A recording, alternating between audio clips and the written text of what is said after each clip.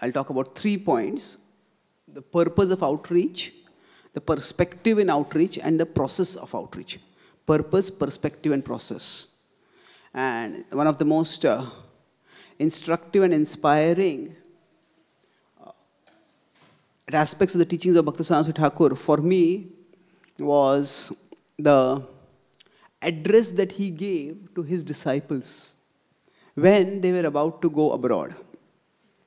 It is a historic moment in the history of the Gaudiya Math, when in the 1930s, 33, 34, he sent his disciples first abroad. So these 3 quotes that I'll be speaking on are not directly from that lecture, but these 3 quotes broadly reflect the mood of that talk. And while explaining those quotes, analyzing those quotes, I'll give you some examples from Bhaktisiddhanta Saraswati Thakura's life, as well as from Srila Prabhupada's life, and from our situation also. And of course, ultimately, preaching is not just to be done to others. We have to preach to the soul inside this body also. So we'll see how these instructions apply to us in our own spiritual growth. An Acharya is known much more by their words than by their appearance or by their looks or anything like that. So focusing on their quotes, their wisdom that they have given through their quotes, is a way by which we can carry on the legacy of wisdom with us. On many Bhaktisiddhanta Thakur appearance days, we have probably heard most of his activities, his pastimes. So let's focus on his teachings and what we can learn from those teachings today. So, the first quote is, what is the purpose of, when we are trying to share Krishna consciousness, what is the purpose? So I'll say this quote, and we can repeat this quote after me. And I'll discuss the quote, and then we can also repeat the quote. So that's all 3 quotes are very simple quotes. But he says that the only purpose of the most merciful persons is to transform the degraded taste of people. Can you repeat this? The only purpose of the most merciful persons is to transform the degraded taste of people. Transform the degraded taste of people. Yes. So, this just goes to the heart of what we are trying to do. Sometimes we may get caught in the externals of outreach. Think, okay, how many books have I distributed? Okay, how many temples have been built? How many people are coming to the temple? How many people are getting initiated? How many people come for my classes? How many people are there in our temple? And how many are there in your temple? Then the externals are no doubt important. But if we get caught in the externals, sometimes we may just become competitive. Oh, I distribute more books than you. More people come to hear my classes than your classes.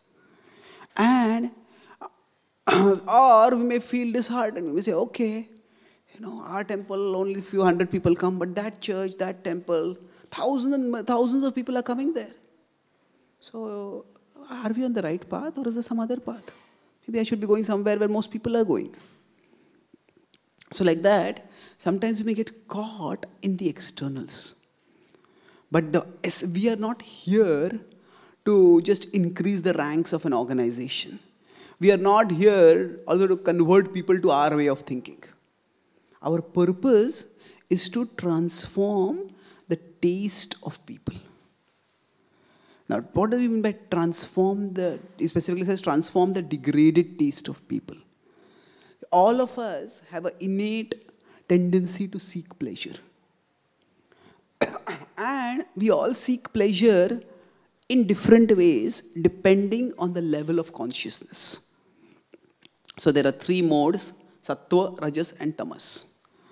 And based on these 3 modes, our conception of pleasure changes. Our taste changes.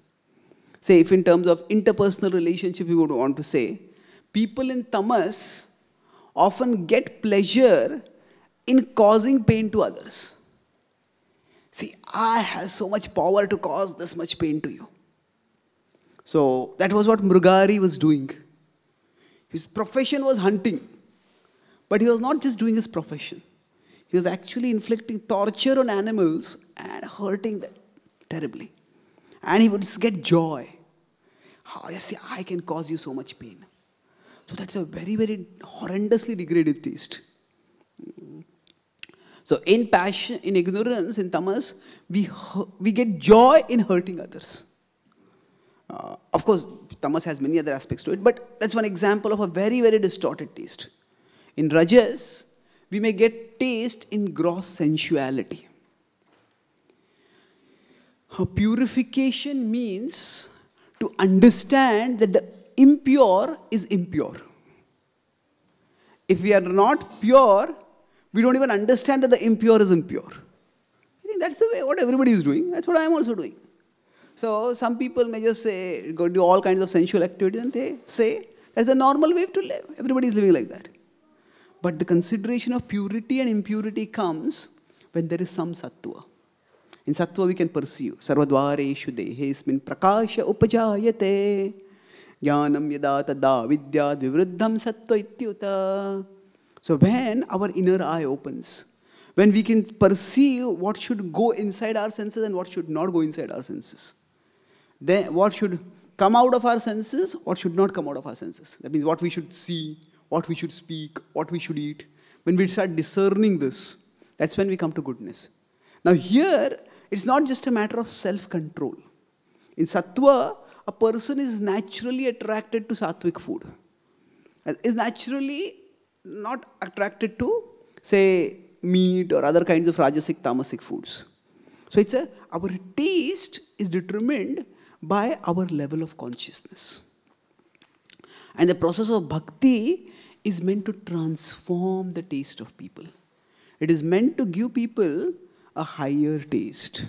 Like Vishwanath Thakur says in a Bhagavad Gita purport that there is no greater need in society than an urgent need to give people higher taste. So, if people can experience higher taste, then they will themselves start longing for it more. And once they start longing for it more, they will start moving on their spiritual journey. So the lasting benefit we can do to people is to transform their taste. And if we think in these terms, the purpose of outreach is to transform the taste of people. Now taste can be in terms of pleasure. Taste can also be in terms of shelter. Everybody faces problems in life. Amidst problems, how do we respond? What do we take shelter of? Some people just start drinking. Some people just start watching a lot of TV. Some people may just go to sleep. Some people may start overeating. But if at that time we take shelter of Krishna. So what we do for getting pleasure and what we do for getting shelter, these two broad things indicate where our taste lies. You see, our life's journey is at one level, if you consider it like a flow of time on the y-axis. If you look back, say I was born in 1975 or whatever, 1947, whatever year, and we look back. If you look at our past life, if you look at it's not like a flat line. There are certain incidents which stand out like mountains. Some things which stand out like tall peaks, and other is like a plateau. So the incidents that stand out in our life are either the incidents of great pleasure or the incidents of great pain. And now what we do in those situations defines our life trajectory quite a bit. So transforming our taste is the purpose of preaching. Now, let's take a couple of examples from Bhaktisiddhanta Thakur's own way of doing outreach. Often we know Bhaktisiddhanta Thakur as Simha Guru, as the uncompromising, strong speaker who presented Krishna Bhakti.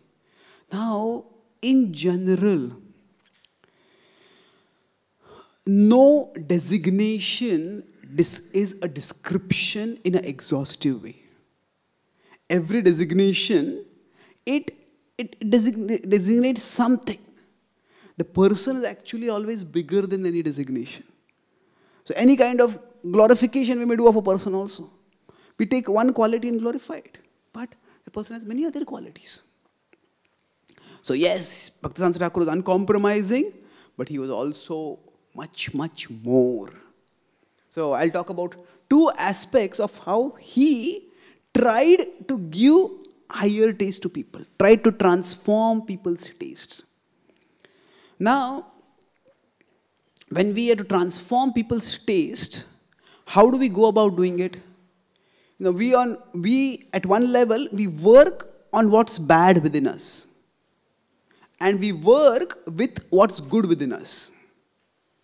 That means if somebody has some bad taste, say some taste in some sensuality, something which is immoral, something which is sinful, then we have to work on that to give it up.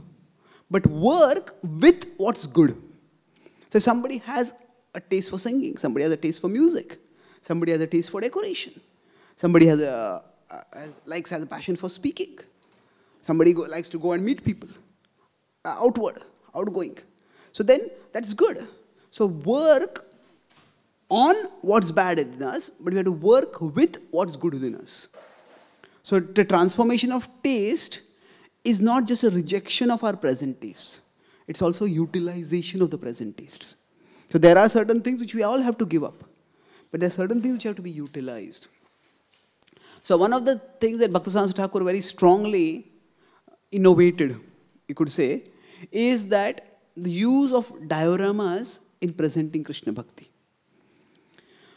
If we consider the historical phase when Bhaktisiddhanta Thakur appeared and shared Krishna Bhakti, he started the Gaudiya Math in 1919. And he, of course, initiated his first disciple in 1905, 1906.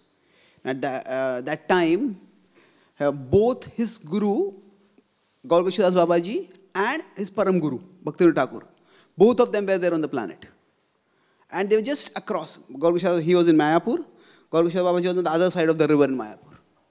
And his Param Guru, Bhaktivinoda Thakur, was living in Kolkata at that time. So he didn't take those who were aspiring for initiation to them. Why not? He had their blessings. And more importantly, spiritual master and disciple is a personal relationship. So whoever we are inspired by, we need to get connected with them. But his real preaching started from 1919. So 1919 to 1937, about 18 years, that was a big preaching.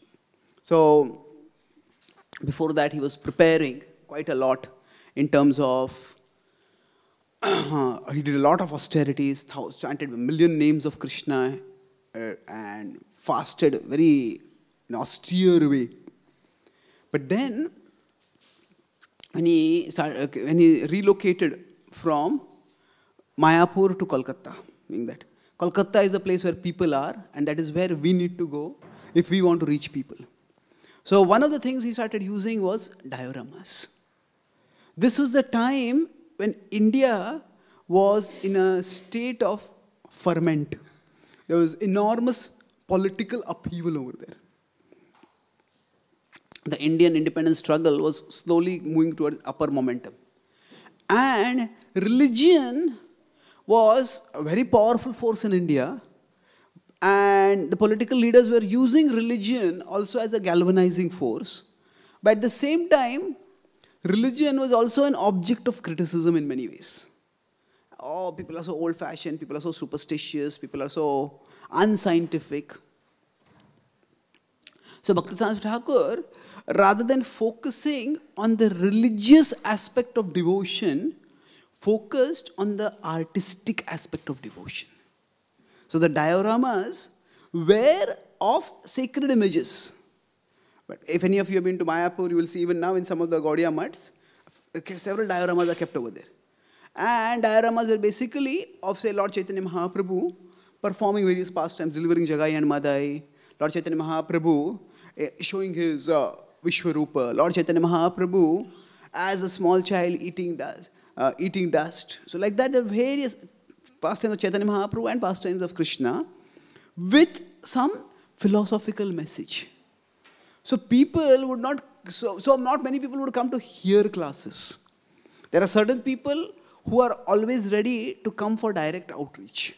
Just come and hear classes and learn. But many people are not ready for that.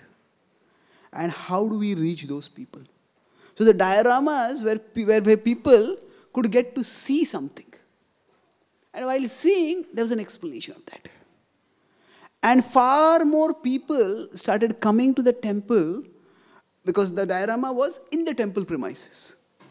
Because of that, they started coming to the temple. And naturally, because they had some piety, they would also come to the deities and take darshan. So if people have to come to the temple only to take darshan of the deities, then not many people will come. Many times when certain temples are famous, one thing about them is that they have like they have beautiful architecture, they have big size, something special. Most people who come to the temple, they come to see the temple, not the deities. And that's a difference. Deities just take darshan for 1 or 2 minutes. Even in our own lives, if we had to come to the temple, more often than not, we come to associate with devotees. Yes, we want to take darshan of the deities, unless we have a specific service of worshipping the deities. Just taking darshan is not the only purpose. So, basically, when we have to give taste to people, what it means is, either one thing is, this is the bhakti, and this is your taste, give up that taste and come over here. But another way is that we expand the ambit of bhakti. So that whatever is an existing taste within people, that intersects with bhakti. So people like to go on sightseeing. Just see something beautiful. So then have beautiful dioramas. And he personally spent a lot of time, energy and resources for making these dioramas. So that means when we have to transform the taste of people, we have to give people opportunities to experience higher taste within the taste that they're experiencing right now. So within the taste, if they like music, then within their taste for music, we give a taste of bhakti music. If they like a taste for art, then within their taste for art, we give them the bhakti art. So another dramatic thing that Bhaktisiddhanta Saraswati Thakura did was his theistic exhibitions. Now the theistic exhibitions were huge arrangements, exhibitions on a big ground. And on that ground, there would be, remarkably, 50% of the exhibits we would classify today as mundane. Those exhibits were of scientific progress, of technological achievement, of some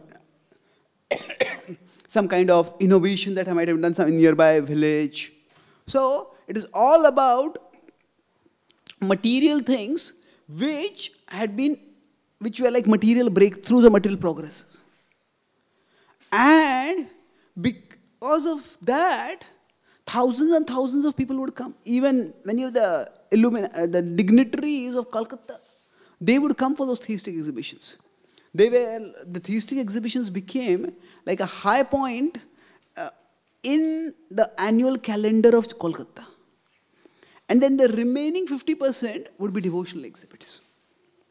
And he would arrange if there's a big event, or a big, if you go into a fair, if you go into Disneyland or something like that, some fair, then there's one entrance, and there will be small ways out, but otherwise there's like a long circle you go through. You go in and you come out.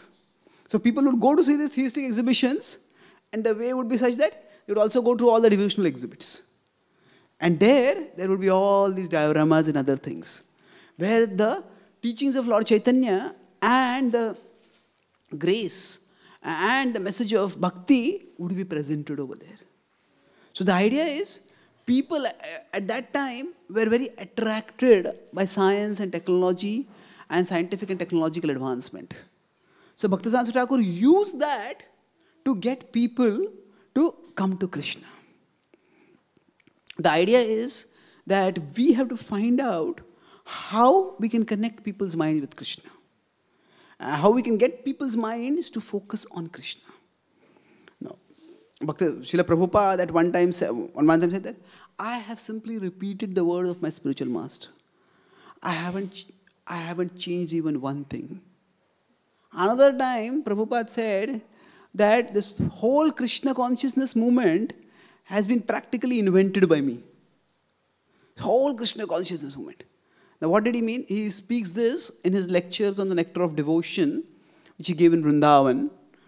And here the point is, he is explaining this yena kena prakarena manaha Krishna niveshayat. Somehow or the other, fix the mind on Krishna.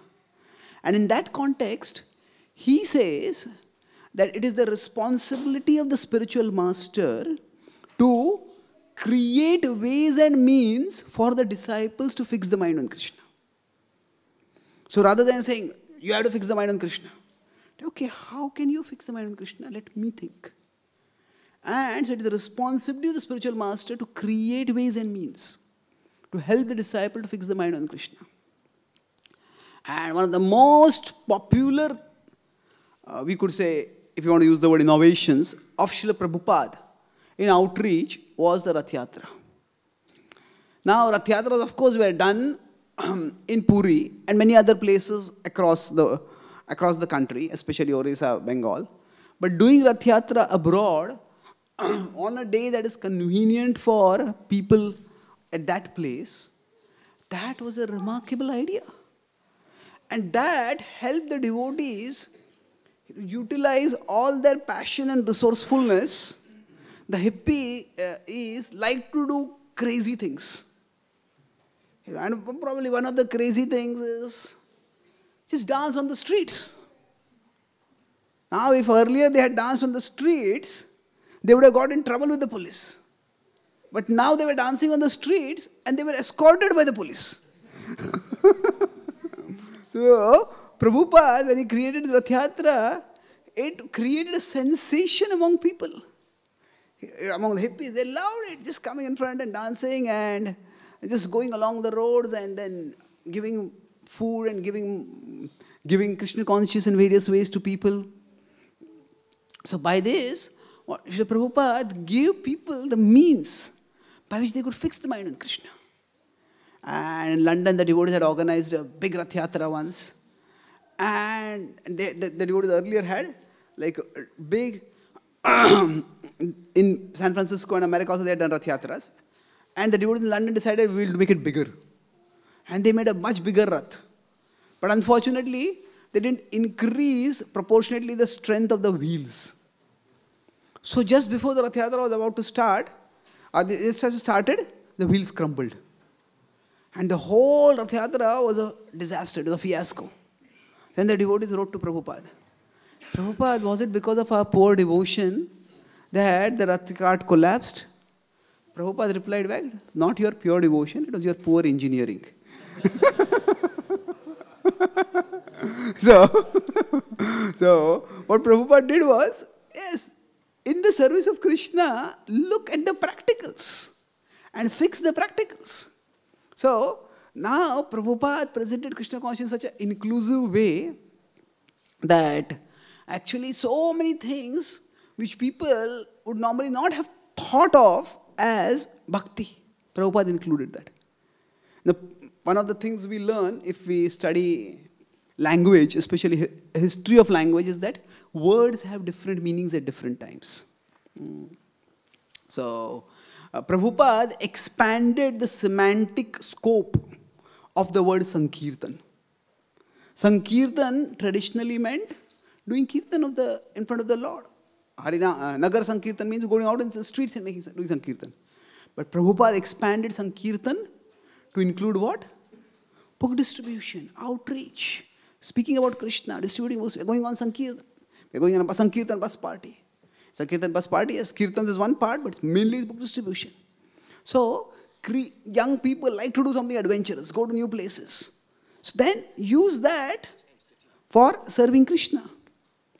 So basically, bhakti means that the most merciful people, their only purpose is to transform the degraded taste of people. So when we are also trying to practice bhakti ourselves, we have to see how I can transform my taste. And when we are trying to give Krishna bhakti to others, But you see, okay, how can I help this person to get taste for bhakti? It is not that people, you do this activity, A, B, C, D. If you're doing this, you're a devotee. If you're not doing this, you're a demon. Not like that. Okay, what are you doing right now? How can, within what you are doing, how can I help you to get a taste for Krishna bhakti? So this is what the essence of outreach is. So this was the first point. Can you repeat after me then? The only purpose of the most merciful persons is to transform the degraded taste of people. Transform degraded taste of people. Yes. So I was talking about outreach. The first was the purpose of outreach. The second is the perspective in outreach. Perspective means how do we see things? How do we see people? And this was, the quote which I'm going to speak is one of the most, you could say, counterintuitive quotes. And it required a lot of thought, and I looked at the context and looked at the other statement that Bhaktisiddhanta Thakur had said, and then I was able to appreciate what he's saying. He says, the pure devotee sees that everyone is the spiritual master. Therefore, the pure devotee is the Jagat Guru. You can repeat after me. The pure devotee sees that everyone is the spiritual master. Therefore, the pure devotee is the Jagat Guru. Now, what is going on over here? How do you mean see everyone as the spiritual master? And to be able to see everyone as the spiritual master makes us the Jagat Guru. We could understand this at 3 different levels. And if any of you would have some reflections, feel free to add that during reflections. So one understanding is that we see that Krishna can speak through us through anyone. That Krishna can inspire us, Krishna can instruct us through anyone. That is, we see Srila Prabhupada was distributing back to Godhead, and a postman, he suggested that, Swamiji, people throw away magazines, you should write books, people will keep the books. And this is my spiritual master speaking. So, everyone is a spiritual master doesn't mean literally everyone is a spiritual master whom we offer Guru Puja. It means that Krishna as the Jagat Guru can speak through anyone. And one who sees the potential for Krishna to speak through anyone, that is the person who has the potential to be the Jagat Guru. So to be able to see that Krishna can speak through anyone, that is one level that is the understanding, that is the level of consciousness that can also help us to reach out to everyone. Incidentally, about this postman or whoever who gave this suggestion to Prabhupada, I met Satsarup Maharaj in upstate New York. So he has written this Leela-amrit. And he was telling that among the Leela-amrit has 6 volumes, and then 1/7 is an appendix kind of volume. So he said the last 5 volumes were easy to reach. The first easy to write, relatively speaking. The first volume was very difficult to write. He says, why is that? He said, when it came to writing the first volume, when say everything connected with Prabhupada's pre-ISKCON life, every good thing, there are hundreds of people who would say, I did that. So the person who suggested to Prabhupada that, I suggested that you should write books. So he said that, the Prabhupada just told us, somebody suggested that to me. And I saw it my spiritual master speaking. But who was that? When he came to India, he said, over 100 people said, I told Swamiji that, I told Swamiji that, I told Swamiji that. So, actually to write a biography, often you don't just need to be an author. You actually need to become a detective. To find out who is speaking the truth and who is not speaking the truth. But anyway, the point is that that's one level of understanding. That Krishna can speak through anyone to us. We see that level of Krishna consciousness. Another is that we see that even those who are assisting us in serving Krishna, they are also representatives of our spiritual master. You see that Prabhupada would often say to his disciples that all of you have been sent by my spiritual master to me. That he did not just see them as they are serving me. He said that I am serving my spiritual master and they are assisting me in my service to my spiritual master. So therefore, they have been sent by my spiritual master. So in that sense, everyone is a spiritual master. So if we have that vision of service, not a vision of lordship, then we can be the Jagat Guru. See, the more powerful, the more influential we become, the more there is a tendency to become infatuated. So somebody who has to have the maturity to become the Jagat Guru, they should be able to see that everyone is actually serving my Guru, serving Krishna.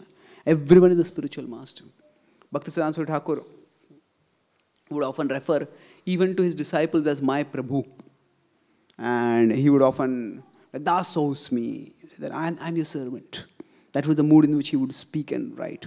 The third level is what we can consider as the most important for outreach.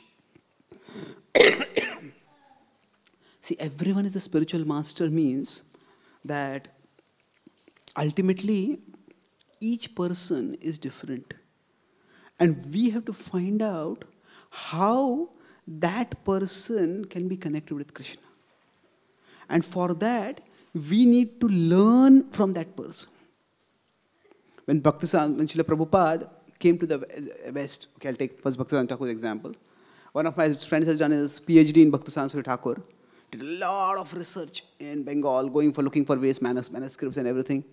So he showed me a big, you could call it like a pocket diary. And then I was glancing through it. It is amazing. It was Bhaktisiddhanta Saraswati Thakur's vocabulary book. Yeah. He used to, in his 1910, 1920, he was actually memorizing English words. Because one thing when challenge in India is that if you are Indians, there are very few native English speakers. So how a language is to be spoken, you don't know that. You can read the language, you can write also, but how words are pronounced, how words are to be spoken. And the British who were there also, most of the British who were there, they were for colonial purposes. Now, very few British who were philosophically interested were there. So Bhaktisiddhanta Thakur spent a lot of time and energy learning English. He was not just learning English, you could say that by his purity, by his pure intention to glorify Krishna through English, he was purifying the English language. So he put in effort over there to see how best I can communicate.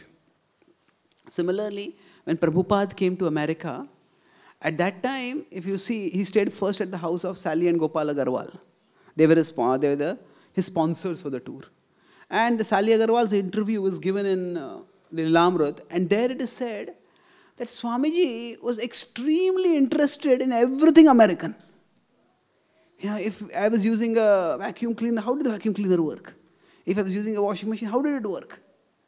So now when I first read it, it just didn't make any sense to me. So she said, the way she said that he was like the most non-demanding guest that I ever had.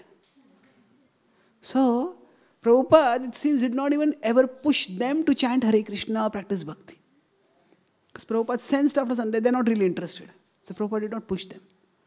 So then I was talking with a senior devotee who has written a lot on Prabhupada. So who was telling that at that time, Prabhupada was learning about the West. How do people live in the West? How do people think about the West, think in the West?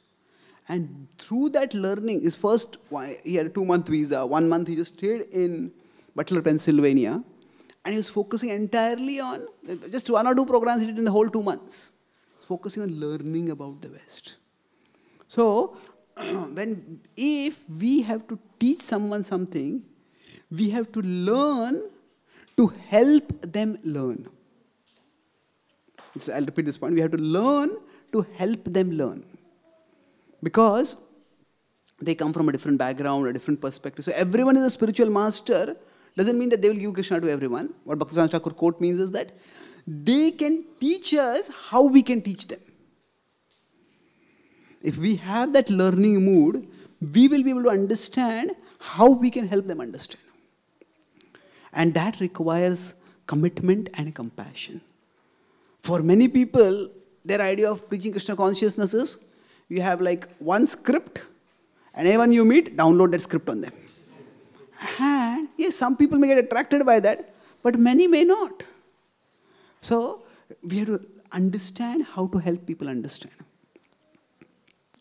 Bhaktisiddhanta Saraswati Thakura, in another place, he says that, Prabhupada also reiterated the same thing. He says that people in the lower modes of nature, their minds are not functioning properly. They're almost like mad people. So, a related example we could take is, say if a child has some learning disability, say a child has dyslexia, then there is a normal method of teaching. But that method may not work for that child.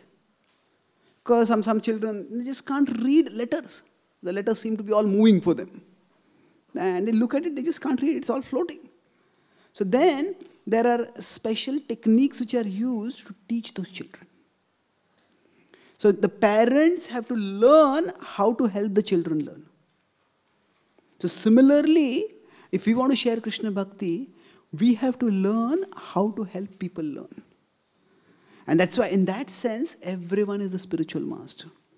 Srila Prabhupada, again, we often see him as a person who was always very cutting.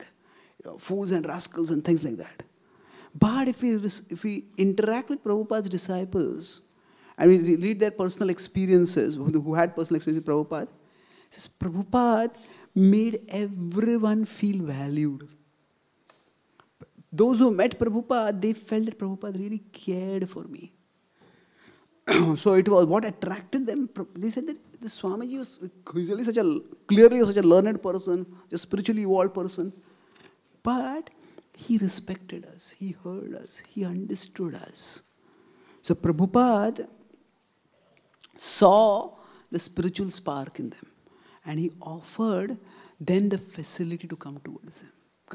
So this, Prabhupada also adopted this one. He used the terminology associated with drugs, because drugs was very high at that time. Drugs was very popular. So people wanted to go high, and Prabhupada adopted stay high forever. So Prabhupada did these things. Similarly, somebody asked Prabhupada once, Swamiji, what is the bliss of Vaikuntha like? And this person just was stoned, coming down from drugs.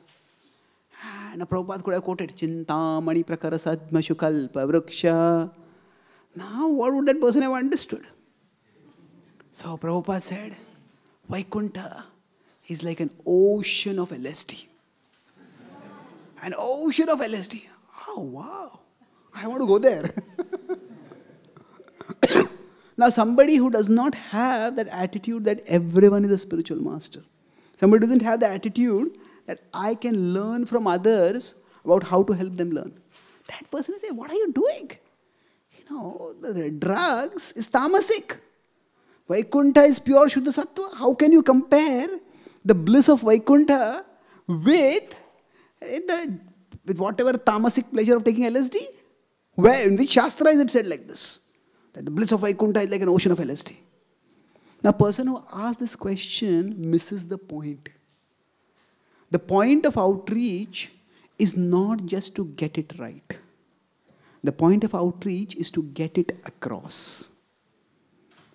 We may get something right entirely, but if people don't understand it, just like if a child has dyslexia and the teacher gives a perfect class according to normal standard, the child doesn't understand anything. The teacher got everything right, but got nothing across. So in Kali Yuga, people are all manda sumandamatayo manda bhagyayo padruta. So we are all in many ways deficient. In the capacity to learn spirituality, it's deficient. And thus, we need to learn how to help people learn. So what Prabhupada was doing was presenting Krishna Bhakti, the joy of Krishna Bhakti in terms that would make sense to people. So for a person whose only conception of pleasure is taking drugs, then, yes, it's like an ocean of drugs. Oh, wow, I want to go there. So get it across. And to get it across, we need to understand where people are at. So in that sense, everyone is a spiritual master. So if you're interacting with someone, it's not, yes, we do want to share Krishna with them. But to share Krishna with them, we have to understand where they are coming from, what their needs are. And they will tell it to us if we hear from them. When I had started a Western outreach about, so I'm doing in a small way, but I started doing this in 2014. Melbourne was the first place I had come. So I had met His Holiness Devamrita Maharaj here. And he told me that if you want to connect with Western people, he says you have to spend time with them. Just hear them speak. Just understand where they are coming from. So to the extent we do that, so we learn a lot. So I try to follow a principle, not always I'm successful. So that on the Vyasasana I speak, of the Vyasasana I hear. So I try to do that. Let people speak, understand where they're coming from. The temptation to speak is very strong, especially somebody who thinks of themselves as a preacher. It's a very strong temptation. Just start speaking. But how much of what we are speaking is relevant to people? We need to hear them. We understand that, then we speak. So see everyone as a spiritual master in the sense that ultimately the spiritual master connects us with Krishna. So they will give us the inputs about how we can connect them with Krishna. If you think of, yes, I got this script, I'll download it, and why is this person not becoming a devotee? And that person is a demon. If you start doing like this, then we'll not be able to connect with anyone. So this was the second point. Can you repeat after me the second quote? The pure devotee sees that everyone is a spiritual master. The spiritual master. Therefore, the pure devotee is the Jagat Guru. Pure devotee is the Jagat Guru. So let me go to the last point now. This is a quote which Prabhupada also had quoted. But in this context, so I talk about for outreach, the purpose, the perspective, and the process.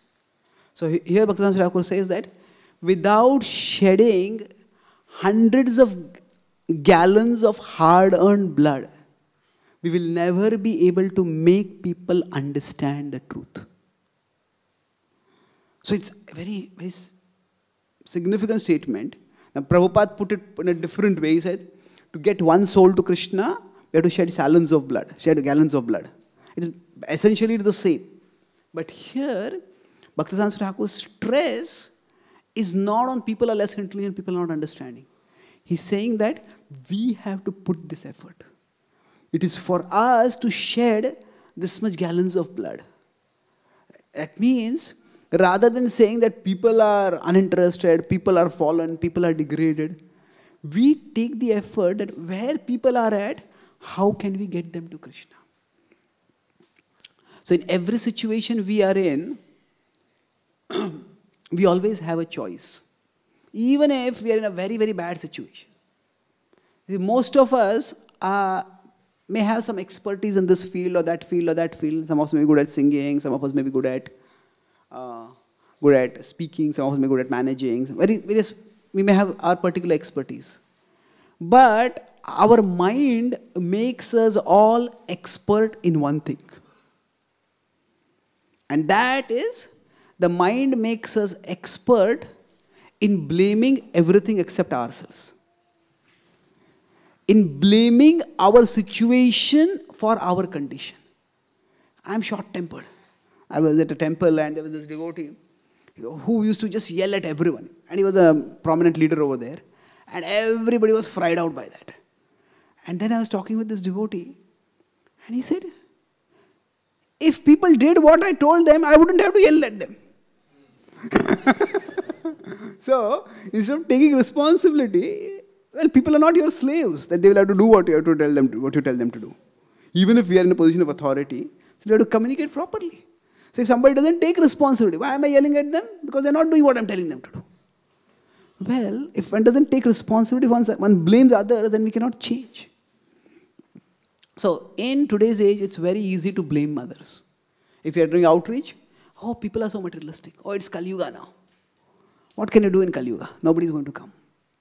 Now, if we have that attitude, then we will not be able to reach people.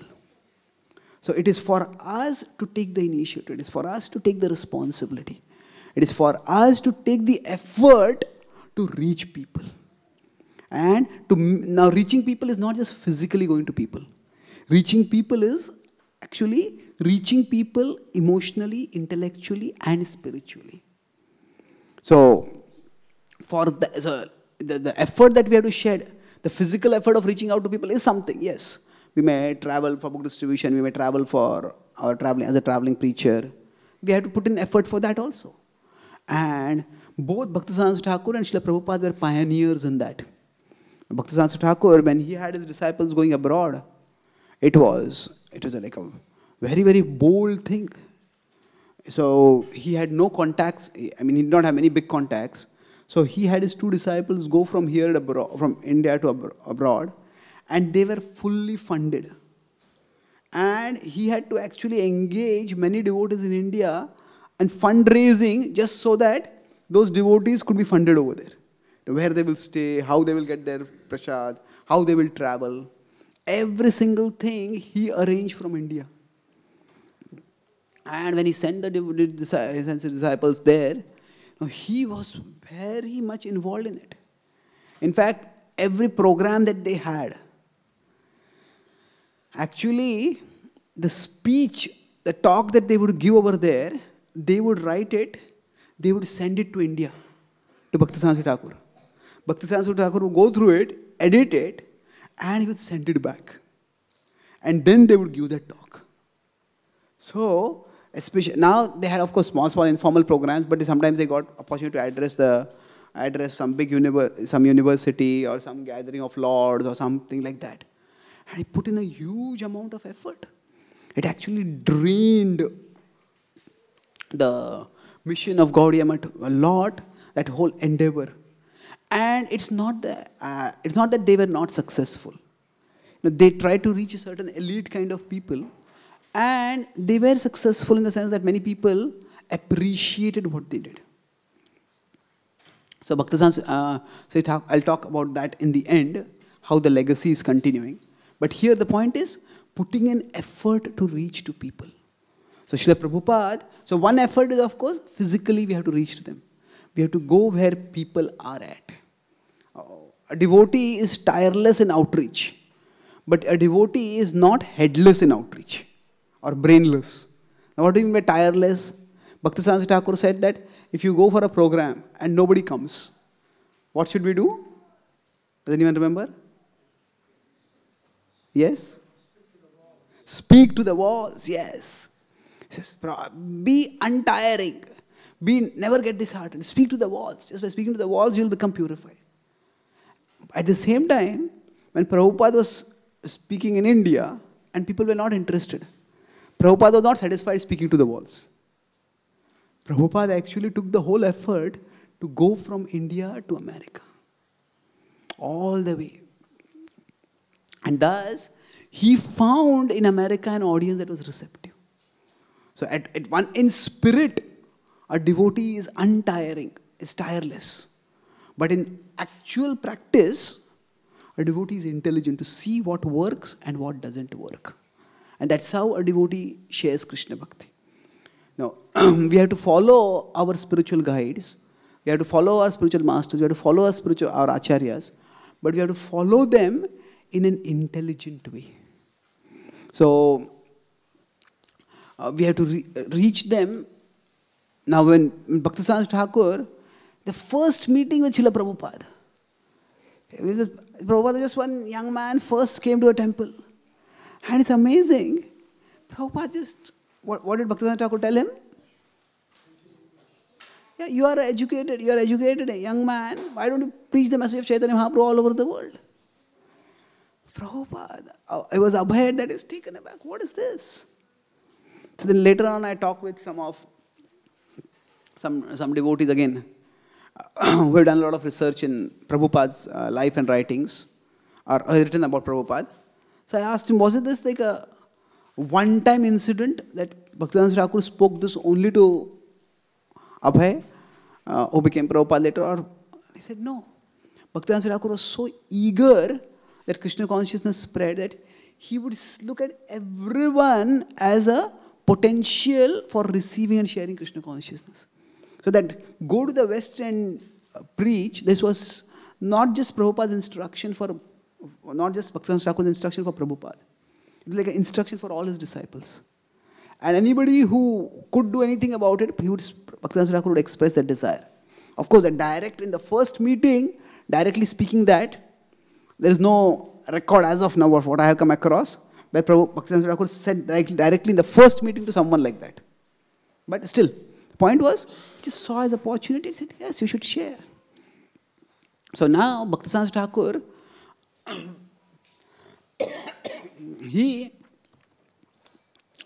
Prabhupada himself at one point said that we are like salespeople for Krishna consciousness. And he said every salesperson has their own technique for selling. The important thing is not to follow the technique. The important thing is to sell the product.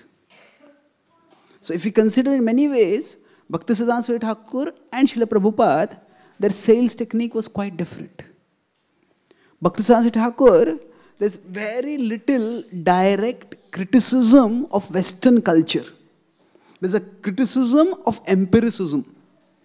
He says many places the materialistic demeanor cannot stretch to the absolute truth. Empiricism, the pratyaksha praman as a means to understand the absolute, he says that you cannot do that. You cannot understand it. Yeah.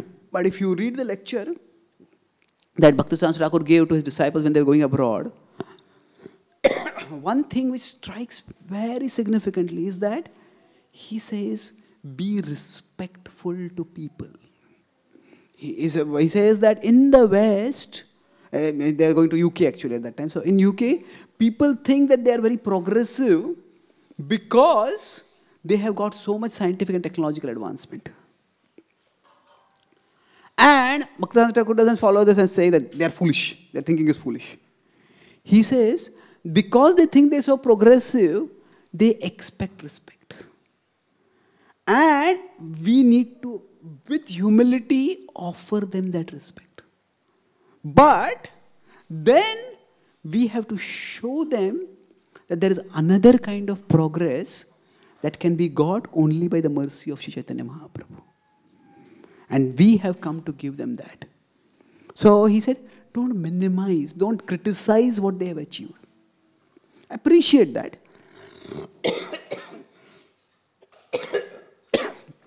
And also tell them that there's more to achieve. So now again, sometimes we reduce Prabhupada to a person who was always telling scientists are fools and rascals. Now if you look at Prabhupada, it was not always like that. I was talking with Giriraj Maharaj recently. Giriraj Maharaj has written a book on Prabhupada's battle to get the Juhu temple. It's a magnificent book. It's going to be 800 page, 2 volumes. It's going to come out soon. So he says that he asked Prabhupada, when Prabhupada was on the famous talks in Venice Beach, where from that, The Life Comes From Life has come out, that book. So he asked Prabhupada that, Prabhupada, when you speak about scientists, he said that you often use strong words, like fools and rascals. So they were going to organize this big conference in 1976 about Life Comes From Life. He says, when we talk with scientists, should we speak like that? And Giriraj Maharaj said, Prabhupada looked horrified. He says, obviously not. He should be polite, courteous, respectful, be like gentlemen, speak like gentlemen. So now, what is going on over here? A lot is dependent on context. And when we take statements out of context, it can create a lot of misrepresentation. So Prabhupada, when speaking to his intimate disciples, he wanted to disabuse them of whatever faith they may have in science as a tool to ultimate knowledge. But Prabhupada was not against science at all. Prabhupada used science. He used printing press, he used airplanes, and he used dictaphones. And where it was working, he acknowledged that it worked. Prabhupada says that we are not against science, the scientist spirit of knowing. We are against their atheism. So the point which I am making over here is that we have to give credit where it is due. And when it is shed gallons of blood, often that gallons of blood that we have to shed is not so much in convincing others, but it is also in changing our preconceptions. We often have this is right, this is wrong. And we have to change our preconceptions. So if we don't do that, then we impose our preconceptions on people and we categorize, label, demonize people, and people go away. So from a functional perspective, after traveling across the world for several years and interacting with many different people, I have come up with a functional definition of humility. And humility means to acknowledge the complexity of reality. The complexity of reality. Things are not as simple as we think. If somebody is doing something, why are they doing like that? There could be many reasons. We must assign one reason. So, Bhaktisiddhanta Thakur says to intellectually reach people. Why do they think like this? If you just say this is wrong. No, but that's what is right for them at that time. They've got some experience because of which they think it is right. So we have to be sensitive, we have to be respectful. A lot of effort in outreach is in increasing our own sensitivity, increasing our own non-judgmentality so that we can connect with people before we alienate them. And as preachers, often sometimes we may be proud. I brought this person to Krishna. I brought this person to Krishna. I brought so many souls to Krishna. Now we may proudly take account of that. But all of us have no count of how many people did not come to Krishna because of us. Because of the way we spoke, maybe we were judgmental, we were dismissive, we were critical, we were insensitive, we were irresponsible. So many people may have not come to Krishna because of us. So that ocean of the gallons of blood that has to be shed, in terms of increasing our open-mindedness, increasing our sensitivity, by which we can reach people where they are and then help them come towards Krishna. So, Bhaktisiddhanta Thakur, his whole mood that they think they are progressive, they expect respect. He said, give them respect. Dante nidhayatana. So, Prabhu Saraswati also says that if you meet a wealthy person, you meet a powerful person, he says, offer obeisances to that person. He says, you are so glorious, you are so wealthy, you are so famous. And then, he says, now give up all your nonsense and take the mercy of Lord Chaitanya Mahaprabhu. So now, this is Prabhupada paraphrasing it, but the idea is, if people do not feel accepted and respected where they are at, they will not come to us. So, Bhaktisiddhanta Thakur would go out of his way to accept and respect people. When there was a prominent official in the Indian government was going to come, they had the viceroy, and then they had like governor generals or something of each of the principalities. So when that person, he was going to come, the governor general of that, the Bengal principality was going to come to Mayapur, where Bhaktisiddhanta Thakur had his center. At that Gaudiya Math center, at that time, Bhaktisiddhanta Thakur arranged everything for him in impeccable fashion. Bhaktisiddhanta Thakur, all his sannyasi disciples dress in shirt pant. He himself dressed in shirt pant. And he had them take them around everywhere and show him all the places. So he made, if somebody is coming to us, we try to make them as comfortable as possible so that they can come closer to Krishna. So that is where we have to shed blood. When we had this beautiful we got a big place in LA, at that time a big place, not a very big. So that was actually a church. And they had pews over there. And when we got the church, Prabhupada told the devotees that keep the pews. And Prabhupada said, let people come in with their shoes. No need to ask them to remove the shoes. Come in with their shoes and let them hear talks about Krishna conscious philosophy. And he says, have the deities elsewhere. Of course, later on, in our movement couldn't continue at that pace. So we didn't have any other place for the deities, and because we needed a big place, so the devotees removed the pews from there. But Prabhupada wanted to make Krishna conscious as comfortable as possible for people. And Bhaktisiddhanta Saraswati also had that mood. So, unless people feel accepted, respected, people feel that coming to Krishna consciousness is comfortable, they're not going to come to it. And creating that facility is our responsibility. That is where we have to shed blood. So, when Prabhupada was in Mayapur and the devotees were building all these buildings, this long building, when the long building was constructed in Mayapur, and if you go to Mayapur, there is this building, long, it's called a long building also. So at that time, it was one of the longest buildings in Bengal. Now, of course, there are much bigger buildings. But to try to construct that at that time was a big difficulty. So, but then Prabhupada in lectures, he says that as far as we are concerned, we can simply eat some khichdi and chant Hare Krishna. But if that is what we do, people will not come. They need facilities. They need to have a comfortable place to stay so that they will hear about Krishna. So it is for them we are building these temples. We are building, not the temple also, we are building these guest houses. So Prabhupada said that actually it is we who have to take the effort to make Krishna consciousness as easy, as accessible, as comfortable as possible for people.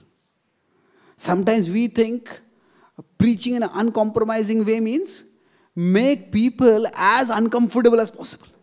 This is wrong, this is wrong, this is wrong, everything about you is wrong, unless you surrender to me. If we do that, very, very few people are likely to come. So I'll conclude with one example of this comfort.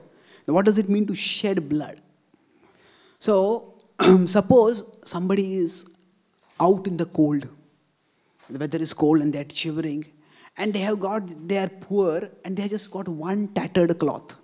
It's thin and tattered and it can barely offer any protection from cold. And then we go to them and we tell them, actually, this cloth is so torn and tattered. Give it up. I will give you a very warm, woolen, cozy robe. You put that and you'll be comfortable. Now, our intention may be very good. But for that person, that cloth is the only thing that is protecting them from cold. Even if it is protecting them very little, but it is protecting them. If we tell them, give up that cloth, they may oppose it. Now we may say that that cloth is torn, it's not helping you, it's hurting you. No, they won't give it up. But if where they are at, just take this cloth. Take this, put it around you. How does it feel? Hey, this is good. As they start feeling the warmth, as they start feeling the comfort, then after a period of time, they will themselves think, this cloth inside I'm wearing, how is it helping me? Actually, it's not protecting. Then they will themselves cast it aside. So if we ask them to cast it aside first and then take our cloth, they will hesitate to do it. But if we give them our cloth and let them experience the warmth, then they will themselves give up that earlier torn, tattered cloth. So this cloth, I will say that it applies to our conceptions. Our conception of what is comfortable, our conception of what is spiritual. So now sometimes if somebody says everything is one, immediately say, that's Mayavad, you are a Mayavadi. No, actually, to call people Mayavadi is to give them too much credit. Why too much credit? Because Mayavad is its own way quite a complicated philosophy. And most people, they just heard someone say everything is one, and today's idea of conflict and war and violence, they say everything is one, very nice, everything is one. Most people whom we call as Mayavadis, they have no idea what is Mayavad. Isn't it? So, actually, they have done something. Maybe they did some meditation, they did something and they experienced something. So, what happens is, because they have experienced something, say people who are in Rajas and Tamas, if anything gives them a little experience of Sattva, for them that is so special. I got so much relief by that. So for them, that whatever conception they have, whatever practice they have done, whatever, it is like their blanket for them. It is like their cloth which is protecting them. Even if that cloth is torn and tattered, you ask them, hey, how does this philosophy make sense? How does this experience make sense? They say, actually nothing may make sense for them. Philosophically, logically. But still they follow it because they've experienced something over there. Some relief from Rajas and Tamas. So if you tell them this is nonsense, give it up. Then it's like telling them to give up the only cloth that is protecting them from cold. They can't give it up. Just let them, give them the warm, cozy blanket of Krishna consciousness. Just let them experience Krishna consciousness in a non-threatening, non-imposing, non-judgmental way. Let them come to Krishna. Let them experience Krishna. And if they experience Krishna, oh, this is so wonderful. Why do I need anything else? This is so wonderful. I want to experience this more. They will themselves give up their previous conceptions. Most people are not philosophical.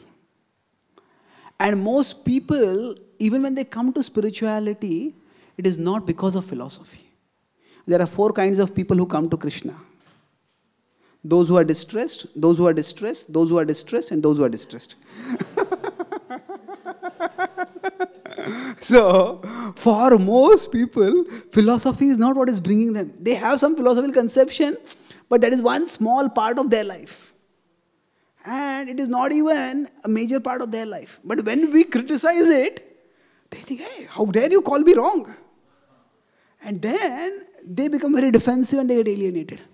So if philosophy is not an important part of their life, it is not an important part of why they are exploring spirituality, then we also don't have to make pointing out the wrongness or error in their philosophy a major part of our connection with them. Just connect them with them in a way that makes them comfortable. Bhaktisiddhanta Saraswati Thakura went to such an extreme that he said that if some very influential people are ready to come to the temple, if we have to cook meat for them, we'll cook meat and feed them. Not that we will eat meat, but he said, no, not that we'll just buy meat, we will cook meat, he said. Now, of course, we don't want to do that. That's not the point. But he was saying that it is our responsibility to make people feel comfortable when they are coming to Krishna. That is where we need to shed gallons of blood. And when we do that, the legacy spreads. So, Bhaktisiddhanta Saraswati Thakura, at one level we could say his mission was not so successful. Gaudiya Math, there were 67 centers at its peak, 64 in India and 3 outside India. 1 in Rangoon, 1 in Hamburg and 1 in London. But then after his departure, it all crumbled. But that's only an external vision. It was his mission that was continued by Srila Prabhupada. And even for the most glorious mission, actually, the right time has to come. The right Desha Kala Patra is required. Now, if we see there's a stage on which somebody is dancing, and say one person comes and dances excellently for 5 minutes, and another person comes and dances for 2 hours, we may say the person who danced for 2 hours is so much more, it's a greater dancer. But then if we come to know that the person who was dancing for 5 minutes, actually below on the floor all glass was there, broken glass. And on that broken glass he danced for 5 minutes. Understand, my God. And to dance on broken glass for 5 minutes is extremely difficult. If the floor is nice, to dance for 2 hours there also it's laudable, but it's much easier. So when Bhaktisiddhanta Saraswati Thakura was preaching, at that time the whole floor was like strewn with broken glass. Neither India nor the West was receptive. India was completely enamored by political change and economic progress, and economic and scientific progress. And the West, especially UK, at that time, because the Second World War was just approaching and they had this colonial idea that we are delivering the people who are all dark and uncivilized. And in fact, Oscar Wilde, I think, has said that famously, that it is the white man's burden to civilize all the uncivilized people of humanity. So they had no receptivity. So it was like the lack of receptivity in India and America and UK both. That was like dancing on glass floors. So in spite of that, he and his followers made 367 centers. It's laudable. When Prabhupada came to America, that was a time there was a tremendous interest in Indian spirituality. There was a tremendous interest because of various reasons. But people were open to spirituality and people were fed up with their materialistic way of life. So now Prabhupada told Krishna, "Oh, nachao, nachao, Prabhu, nachao se mate. Please make me dance." And Krishna not only made Prabhupada dance, but Krishna gave Prabhupada the perfect stage to dance on. Prabhupada came to America just at the right time. And Prabhupada was asked, your spiritual master sent disciples to London. Why did you go to America? So Prabhupada gave different answers at different times. One answer, of course, we know that by that time the center of influence after the Second World War had shifted. Before UK was ruling the whole world. So they said that for UK, the sun never sets. That was the pride of the British Empire. But within a few years, things changed and the sun never rises there. It's so dark all the time over there. Hardly ever rises. Things had changed. So America had become the main center of power. And so Prabhupada decided to go to America. West, but he went to a different place in the West. Another time, Prabhupada, in his own disarming humility, he says that if my spiritual master had said they couldn't succeed, I thought my chances of succeeding are very less. Because if I have to fail, let me fail trying in some other place. Maybe there's a better chance of success. That was his humility. But Prabhupada went to New York just at the right time. When, because of the counterculture, people were extremely receptive. Of course, Prabhupada had great challenges. They were receptive spiritually, in terms of knowing spiritually. But culturally, they were so far away. It was like Prabhupada had to cross an ocean to reach them. But still, Prabhupada did that remarkably. So once Prabhupada was asked that Bhaktisiddhanta Thakur preached in Bengal. Bhaktisiddhanta Thakur preached in India. You preached all over the world. Therefore, you are greater than all of them. And Prabhupada became very, very grave. And he says, never think like this. He said, it is the joy of the Father when the Son does better than the Father. And it is by their mercy that I have been able to do whatever I have done. So they laid the groundwork. Prabhupada said that Bhaktivinoda Thakur was the founder of the modern day Krishna consciousness movement. And Bhaktisiddhanta Thakur was the founder of the institutional structure for that movement. And Prabhupada carried both of them, the institution and the movement across the world. So Prabhupada, from Bhaktisiddhanta Thakur, the main legacy that he got. At one time, some of his godbrothers were criticizing Prabhupada for having done some things different from what Bhaktisiddhanta Thakur was doing. And Prabhupada said that ask them who has built more temples than me, who has written more books than me, who has got more disciples than me. Then Prabhupada said gravely, I have inherited the legacy of my spiritual master. It's very interesting because in terms of legacy, Prabhupada got nothing from his spiritual master. There was not a single assistant for his preaching, not a single rupee from the Gaudiya mat, not even an institutional letter saying that is coming from this organization. Prabhupada got nothing at all. Then what did he mean by the legacy? The greatest legacy of the spiritual master is not in terms of things, resources. The greatest legacy of the spiritual master is the desire to glorify Krishna. The desire to get everyone to love Krishna. Bhaktisiddhanta Thakur gave that desire to Srila Prabhupada. And from that desire, books manifested, disciples manifested, temples manifested. So that is the legacy that is coming down from the Guru Shishya Parampara. So we can all pray to Srila Bhaktisiddhanta Thakur today that he enrich us also with this legacy. The legacy of the desire to glorify Krishna. If we have the desire to glorify Krishna, our life will be enriched. And through us, the lives of many, many others will also be enriched. So I'll quickly summarize what I spoke today. I spoke on the theme of Bhaktisiddhanta Thakur's 3 instructions on outreach. The purpose, the perspective, and the process.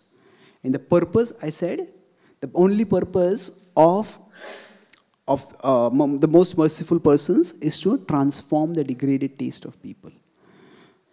So our purpose is to think, how can I help people get the higher taste of Krishna Bhakti? So we work with the taste that they have at present and connect those tastes with Krishna. Expand the ambit of Krishna Bhakti so that it includes some of their existing tastes. I gave the examples of Bhaktisiddhanta Thakur doing the diorama and the theistic exhibitions to dovetail people's visual and technological tastes. And then I talked about Prabhupada using Rath Yatra as a means to dovetail young people's tendency to do far out things like dancing on the streets. So rather than saying people have no taste, we try to expand the ambit of Krishna Bhakti. Then second instruction was that the pure devotees see everyone as the spiritual master. Therefore, pure devotees can be are Jagat Gurus. So what this means is, I talk at three levels. First is that pure devotee sees that Krishna can speak through anyone. Just like Prabhupada saw his guru speaking through the postman who said, write books. Another is those who are assisting us in serving Krishna. Like Prabhupada saw his disciples also as being sent by his spiritual master. And thirdly, the spiritual master connects us with Krishna. So, how to connect people with Krishna? People themselves will tell it to us. We have to understand how to make them understand. Like a child with learning disabilities, the parents have to learn how to help the child to learn. So rather than simply judging people and condemning them for not being interested, we have to spend time understanding where they are coming from. Then we will be able to help them learn. And the last point was, without shedding gallons of hard-earned blood, we cannot help people, we cannot make people understand the truth. So that gallons of blood is in terms of not just imposing our script on people, but taking the effort to reach them where they are. Reach them physically, reach them emotionally, reach them culturally, reach them intellectually, reach them spiritually. So Krishna consciousness has to be made as accessible and comfortable for people as possible. So Bhaktisiddhanta Thakur himself was ready to dress in Western clothes so that the head of state of Bengal, when he came, he would feel comfortable over there.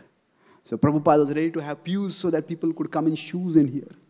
So similarly, if people are having some preconceptions, instead of just criticizing their preconceptions, we see that this is the tattered, torn, thin cloth that is sheltering them from the cold of rajas and tamas. They're getting some sattva through this. So telling them to give it up, okay, just take this. Give them this thick cloth. Give them the experience of Krishna Bhakti, and then they will themselves put away the old cloth. So rather than countering their misconceptions, just give them an experience of Krishna. They will themselves give up their misconceptions. And the legacy that Srila Prabhupada got from Bhaktisiddhanta Thakur is the desire to glorify Krishna. From that, everything else manifested. We too can pray to Srila Bhaktisiddhanta Thakur on this day that he enrich our heart with the desire to glorify Krishna. Srila Bhaktisiddhanta Saraswati Thakura ki, Srila Bhaktisiddhanta Thakur Avirbhav Mahamahotsav ki, Nitai Gaur Premanande. Thank you very much.